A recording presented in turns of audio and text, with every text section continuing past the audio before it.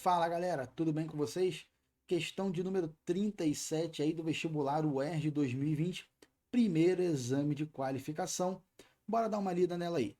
A desnaturação do DNA é o processo no qual as duas cadeias da molécula se separam devido à quebra das ligações de hidrogênio entre as bases nitrogenadas. Considere um estudo que comparou a desnaturação de 4 fragmentos de DNA, W, X, Y e Z, todos com a mesma quantidade total de bases nitrogenadas.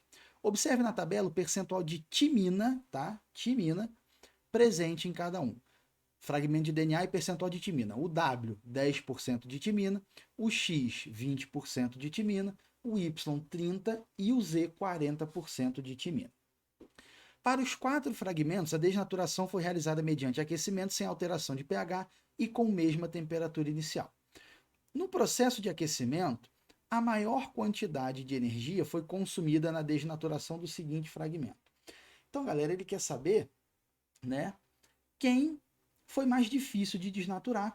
E ele fala que essa desnaturação, ela requer o quê? A quebra das ligações de hidrogênio. Bora relembrar aqui, né, que a molécula de DNA é uma dupla hélice, uma dupla fita. Está aqui um pedaço dessa dupla fita, como se estivesse já aberta, e mostrando o pareamento das bases nitrogenadas. Lembra que guanina sempre se pareia com citosina por uma, duas, três ligações de hidrogênio. Aqui ainda está até ponte de hidrogênio, um termo bem antigo, mas vocês sabem, é ligação de hidrogênio. E a adenina sempre se pareia com timina por uma, duas ligações de hidrogênio.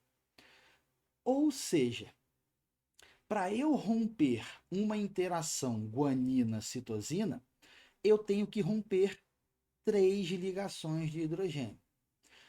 Para eu romper uma interação adenina-timina, eu tenho que romper duas ligações de hidrogênio. Ou seja, qual é a interação que é mais difícil romper? É guanina-citosina. Por quê? Para eu romper guanina-citosina, eu tenho que romper três ligações. Já para eu romper adenina-timina, basta que eu desfaça, né, que eu quebre duas ligações de hidrogênio. Então, é mais difícil quebrar uma interação, romper uma interação entre guanina e citosina, tá? E lembrando aí, né, galera, da regra de Chargaff, só para a gente deixar mais completo aí, né, que diz que as porcentagens de adenina e timina são iguais. Se uma adenina se pareia com timina, se eu tenho 10 adeninas de um lado, do outro eu tenho que ter 10 timinas. Então, por exemplo, se o percentual de timina for 10, como sempre ela vai estar pareada com uma adenina, eu tenho que ter 20% de timina também. Se eu tenho 20% de timina, eu tenho 20% de adenina. Citosina e guanina. Ah, eu tenho, sei lá, 40% de citosina. Se a citosina se pareia com a guanina, eu tendo 40% de citosina, eu vou ter que ter 40% de guanina também, beleza?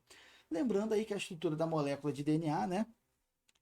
A estrutura helicoidal teve muita contribuição da Rosalind Franklin para ser demonstrada, e de que a estrutura era tridimensional, entra aí o mérito de Watson e Crick, né, que compararam aí aquela escada em caracol, onde o corrimão representa o fosfato mais a pentose, e os degraus, as bases nitrogenadas aí dos nucleotídeos componentes da molécula de DNA. Então, voltando aqui, galera, vamos pensar no seguinte: se eu tenho aqui no fragmento W 10% de timina, eu vou ter 10% de adenina também, beleza? Porque lembra, os percentuais de timina e adenina são iguais. Então, se eu tenho 10 de timina, eu tenho 10 de adenina. 10 com 10, 20. O total tem que dar 100%. Se eu tenho 20, para chegar a 100%, faltam 80%. E esses 80% serão de quem? Citosina e guanina. 40 de citosina, 40 de guanina. Olha o X, por exemplo.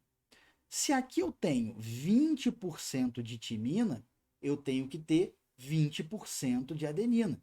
20 com 20, 40. Para chegar a 100, 60. Esses 60% 30 citosina, 30 guanina.